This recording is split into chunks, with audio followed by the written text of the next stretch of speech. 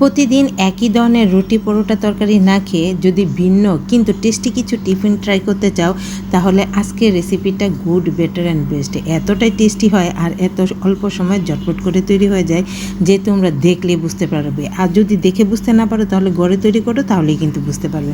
আর সেই জন্য কিছু না, প্রথমে তৈরি করে নিতে হবে একটা ডো। আর সেই জন্য একটি থালায় নিয়ে নিলাম 2 কাপ ময়দা। এটা আমার প্রয়োজন অনুযায়ী নিয়েছি, তোমরা চাইলে কিন্তু এই রেসিপিটা আটা দিয়েও করতে পারো। তো এবার ময়দাটার মধ্যে সামান্য লবণ দিয়ে তারপর অল্প অল্প পানি দিয়ে একটা পারফেক্ট ডো তৈরি করে নিব। অর্থাৎ এটা না হবে নরম না হবে শক্ত, এরকমভাবে ডোটাকে তৈরি করে নিব।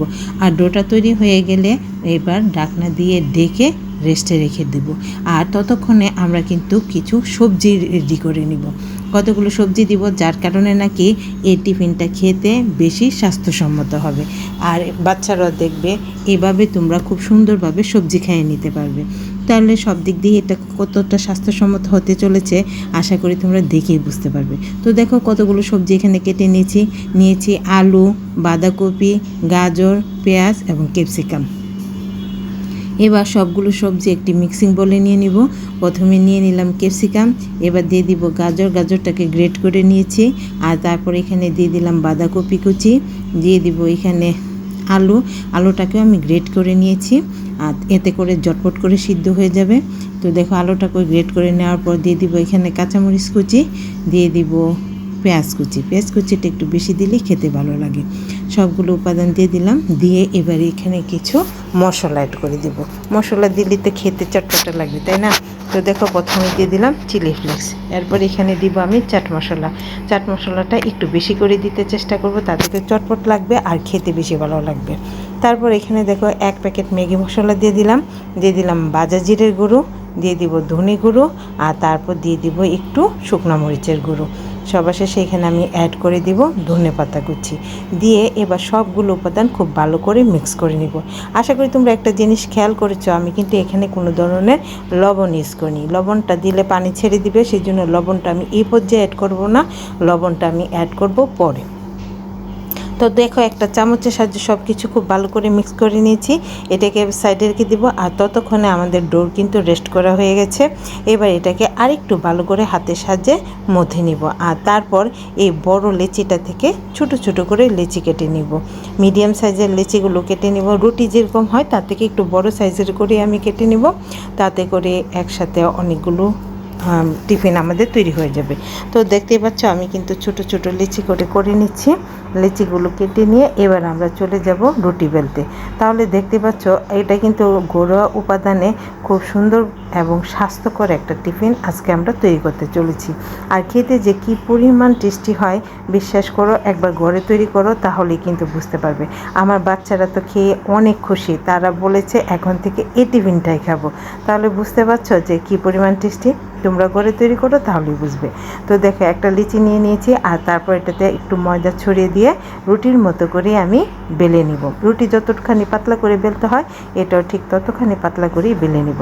তো রুটিটা বেলে নিয়ে তারপর এখানে আমাদের আগে থেকে মিক্স করে রাখা সবজিটা আমি দিয়ে দিব, সম্পূর্ণ রুটির মধ্যে ছড়িয়ে দিব চারিপাশে সুন্দর করে। তারপর এর সাথে আমি একটু বেশি করে সবজিটা দিতে চেষ্টা করো, তাহলে কিন্তু খেতে বেশি ভালো লাগবে। তো দেখো আমার সবজিটা কিন্তু দেওয়া হয়ে গেছে। এবার সবজিটা দিয়ে তার মধ্যে এইবার আমি অ্যাড করে দিব লবণটা। এবার লবণটা দিলে তখন আর পানিটা ছাড়বে না, সবজিগুলো একটু কাঞ্চি থাকবে, খেতে অনেক টেস্টি হবে।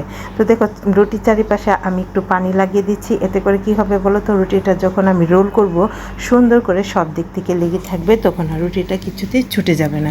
তো দেখো এবার রুটিটাকে আমি এক পাশ থেকে মুড়তে অপর পাশে নিয়ে যাব, এতে করে রুটিটা সুন্দর করে রোল হয়ে যাবে আর বাইরে কোনো সবজিও বের হয়ে আসবে না। এইভাবে কিন্তু আমি প্রত্যেকটা লেচির থেকে রোলের মতো তৈরি করে নেব। দেখতে পাচ্ছ কত সুন্দর করে তৈরি করে নিয়েছি। আর সাইডের অংশটা একটু চেপে সুন্দর করে সিল করে দিব।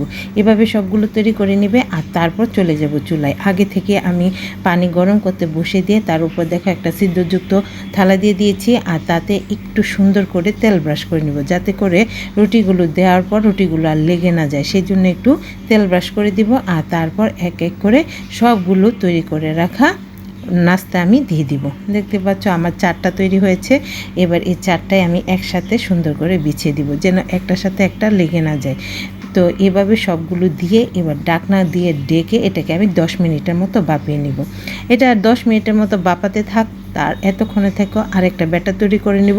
সেই জন্য আরেকটা বাটিতে এখানে নিয়ে নিলাম ময়দা আর নিয়ে নিব কর্নফ্লাওয়ার। কর্নফ্লাওয়ার যদি না থাকে তোমরা সেক্ষেত্রে এখানে কিন্তু চালের গুঁড়োটাও ইউজ করতে পারো, এতে করে মুচমুচ হবে, খেতে আরও বেশি ভালো লাগবে। এরপর দেখো পরিমাণ মতো লবণ দিয়ে দিলাম চিলি ফ্লেক্স, একটু ভাজা জিরের গুঁড়ো, আর হচ্ছে এখানে তিল দিয়ে দিব, এতে করে খেতে খুব ভালো হয়। আর দিয়ে দিব ধনেপাতা কুচি। এই সবগুলো উপাদান দিয়ে এবার অল্প পানি দিয়ে একটা পাতলা ব্যাটার তৈরি করে নিব। এটা কি পরিমাণ পাতলা হবে সেটা আমি তোমাদের একটু পরেই দেখিয়ে দিচ্ছি। আশা করি তোমরা দেখে বুঝতে পারবে যে এটা কী পরিমাণ পাতলা হবে। একটু পাতলা করে তৈরি করে নিবে, তাহলেই কিন্তু খেতে ভালো লাগবে। তো দেখতে পাচ্ছ সবগুলো উপাদান দেওয়া হয়ে গেছে। এবার পানি দিয়ে জাস্ট ব্যাটারটাকে তৈরি করে নিব। ব্যাটারটা তৈরি হতে হতে আমাদের ততক্ষণে দেখতে পাবে যে আমাদের ওই দিকের নাস্তাগুলো কিন্তু খুব সুন্দর করে বাপিয়ে নেওয়া হয়ে যাবে। তো দেখো আমাদের ব্যাটারও কিন্তু রেডি। এভাবে নেড়ে চেড়ে সুন্দর করে ব্যাটারটাকে মিক্স করে নিতে হবে, যেন একটু দানা দানা না থাকে। তো দেখতে পাচ্ছ ব্যাটার কিন্তু তৈরি হয়ে গেল। এরকম পাতলা করেই তৈরি করে নিবে। আর ততক্ষণে আমাদের নাস্তাটা খুব সুন্দর করে বাপিয়ে নেওয়া হয়ে গেছে। এবার এগুলো আমি নামিয়ে নিব। নামিয়ে তারপর এটাকে আমি ছোট ছোট টুকরো করে কেটে নিব। চাইলে কিন্তু আসলে এই পর্যায়েও নাস্তাটা খেয়ে নেওয়া সম্ভব, কিন্তু এটাকে আরও টেস্টি করে তৈরি করার জন্য আমি আরেকটা কাজ করব, সেটা কি তোমাদের এখানে বলছি। তো দেখো এটাকে এবার ছোট ছোট পিস করে কেটে নিচ্ছি। তোমরা তোমাদের চয়েস অনুযায়ী আরও ছোটো করতে পারো বা আরও বড়ো করতে পারো। তো আমি প্রত্যেকটা নাস্তাকে 3 টুকরো করে কেটে নিচ্ছি। এভাবে সবগুলোকে 3 টুকরো করে কেটে নেব। তবে এই টিফিনটা তৈরি করার সময় তোমরা কিন্তু একটু বেশি পরিমাণে করতে চেষ্টা করো, কারণ এটা খেতে এতটাই টেস্টি হয় যে একটা পরে একটা খেয়ে নেবে, কখন শেষ হয়ে যাবে তুমি বুঝতে পারবে না, অথচ খাওয়ার ইচ্ছাটা থেকেই যাবে। তো দেখো এগুলোকে বাছতে হবে, সেজন্য বসিয়ে দিলাম একটি ফ্রাই প্যান, আর তাতে একটু তেল গরম করে নিব। অল্প পরিমাণ তেলই গরম করতে দিয়েছি। আর তারপর ব্যাটারটাকে একটু ভালো করে নাড়িয়ে চাড়িয়ে এর মধ্যে একটা নাস্তা দিয়ে চুবিয়ে খুব ভালো করে তারপর এটাকে ভেজে নিব। একের পর এক সবগুলো দিয়ে দিব, আর দিয়ে এক পাশ লাল হওয়া অবধি অপেক্ষা করব। যখন এক পাশটা লাল হয়ে যাবে তখন এটাকে উল্টে দিব, উল্টে অপর পাশটাকেও লাল লাল করে ভেজে নেব। একটু লাল লাল করে ভেজে নিলেই কিন্তু মুচমুচে হয়, আর খেতে কি পরিমাণ যে টেস্টি হয়, এটা একবার যে খাবে তারপর থেকে কিন্তু সবাই শুধু এই নাস্তাটাই খেতে চাইবে, যেমন আমার ঘরেও হয়েছিল। আর এটা দেখতে কতটা লোভনীয় হয়েছে তোমাদের সবগুলো একসাথে করে এখন দেখিয়ে দিচ্ছি। দেখতে পাচ্ছ খুবই কিন্তু টেস্টি হয়, মানে এটা আমি বলে বোঝাতে পারবো না। তোমাদের কাছে কেমন লাগলো কমেন্ট করে জানিও, আর ভালো লাগলে কিন্তু বেশি বেশি শেয়ার করে দিও। আর আমার এটা খাওয়ার পর আমার মেয়ে এরপর থেকে বলছে, মা কি যে মজা, সেই মজা। সবাই ভালো থেকো, টাটা।